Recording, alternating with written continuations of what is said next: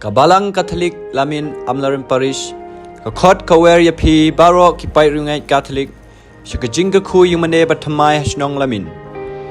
The Most Reverend Ferdinand Kar, DD Bishop ka Jala Niam Jawai, Barengkat ka Persian Maria ka Banlong Lashai ka Sngi, ka Arpsan Terik Ujamang Arjar Arpsan.